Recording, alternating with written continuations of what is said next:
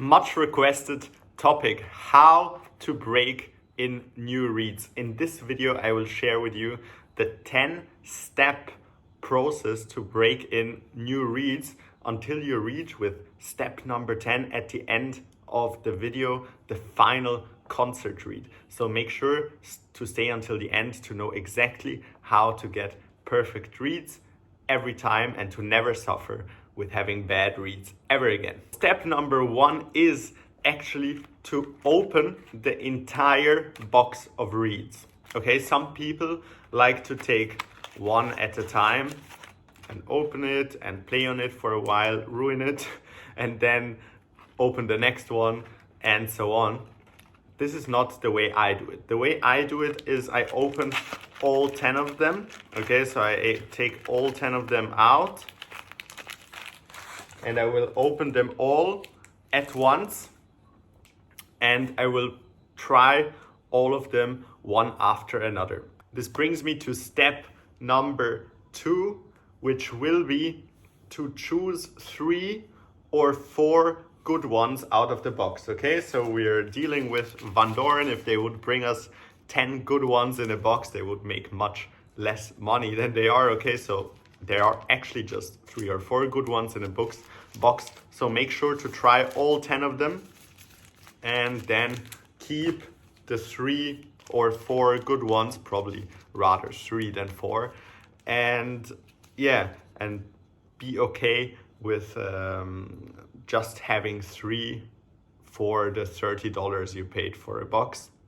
It's still good enough.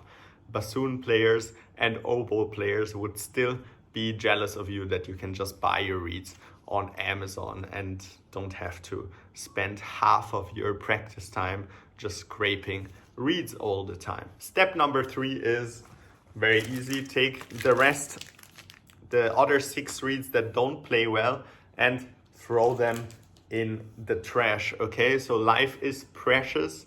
Life is too short to play on bad reeds, and also your practice time is too valuable for spending your time to make shitty reeds play good again. Okay, you could be practicing Mozart, you could be practicing music, you could be making progress on your instrument in these hours that you would just spend on making bad reeds play well. Step number 4 is to put the 3 or 4 reeds that you chose are good, okay, in your D'Addario humidity controlled reed case. Okay, so in this reed case there is a humidity pack that keeps the humidity always on 72%, which is perfect for reeds. Okay, these are the perfect conditions. So no matter if it's snowing outside or if you're in a desert or if you're in a jungle,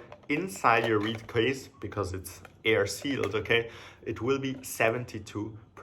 So this is perfect to make sure your reeds don't warp in the first day that you open them, okay, because they come in these little packets like and inside of them there's 72% humidity. Okay, so they are used to this humidity, and if you take them out and the reeds are in 90% and then the next day in 10% humidity, they might warp already in the first 1 or 2 days on you, and it's probably already over for the reed. Okay, so you can go buy another pack of 10 reeds. But with this humidity controlled reed case that fits 8 reeds, okay, so you can warm up, break in 2 packs at the same time. This will not happen and your reeds are gonna be safe at the beginning. I will leave a link in the description, by the way, if you want to buy it. Step number 5, okay, would be to seal the bottom of the reed. That means to sand the reed down. It should be a hard surface, so not my lap, okay? So take a table or something, a normal A4 piece of white paper, and then you will take the reed and go like this over the piece of paper for around 1 minute, and you will feel the before and after smoothness of the reed against your lip. Okay, so it really makes the bottom of the reed smoother and less likely to soak in a lot of water, okay? So to seal the pores of the reed. Step number 6, therefore, will be to seal the upper part, okay, the top of the reed. We'll put it again against a hard surface like a table, not like my reed case, okay? So, but then we will go with our finger, with our thumb, in the direction of the grain of the reed, of the cane, okay? So, and we will seal the pores from the upper side of the reed. Okay, we will do this for maybe like 10 to 20 seconds. And then the upper part of the reed is sealed. Therefore, we will drastically reduce the amount of water the reed will soak in, okay, and reduce the likelihood of warpage, okay? So this is a really important step, both of them, step 5 and step 6. Step number 7 would be to not make the reeds in the first couple of days, that I mean like the first week, basically, too wet while playing, okay? So don't play on them too long, also not too short, around 10 minutes to maximum, I would say half an hour, okay? And the reason why we don't want to make them too wet in the first reed, and especially don't soak the reeds, okay? So don't put the reed in water. This is detrimental for the flatness of the reed, okay? Because once it dries, it will go from 100% moisture to 0%, and then the reed will change its shape. Okay, so we want to make it as little wet as possible. So just also when you take it in your mouth, just, I don't know, like the first time, you know, and then increase the amount of moisture that you expose the reeds to with time, maybe like 2, 3, 4 times, and then it's gonna be already more ready to play. Step 8 is after a few days of playing on the reed, let it dry, playing for 10 minutes, 20 minutes, you will flatten the bottom of the reeds again, okay? The 4 reeds that we are breaking in at the moment. So we didn't want to expose the reeds to too much moisture in the first couple of days, but nevertheless, the reed will warp, and our goal with this after 4 or 5 days is to reduce this warpage and make the bottom of the reed perfectly flat again, okay? So you will like take the reed, and there's this tool I use called the Reed Geek. I will also leave a link down in the description below. It's like a little reed knife in a way, and it's perfectly flat. And then with this Reed Geek, you will just scrape the bottom of the reed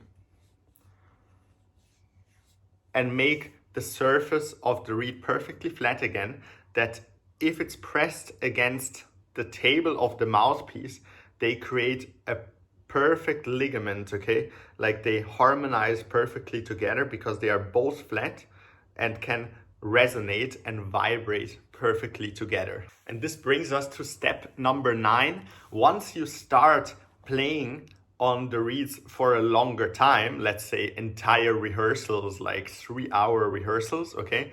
My method is to use a ligature that you can screw the reed on really, really, really tight, and one that presses the reed against the mouthpiece on the sides, okay? So this will force the reed onto the mouthpiece and to take the shape of the mouthpiece, and it will start playing better and resonating better over time, and will really get accustomed to your mouthpiece. So this is what I'm doing. No one taught me this.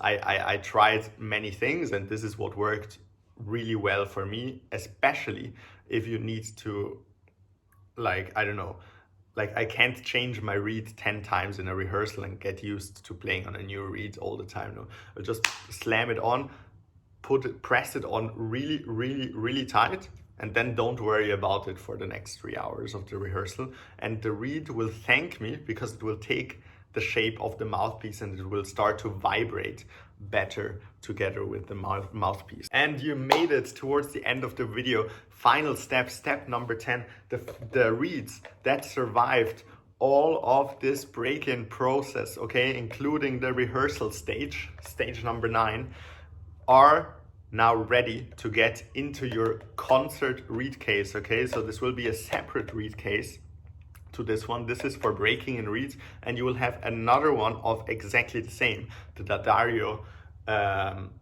humidity controlled reed case, okay? So this one is like half red. I have another one which is full red, which is the concert reed case. And then you will take the ones that play really good and play really good consistently into this concert reed case, and you will just play on them, not practice, but only concerts and general rehearsals, okay?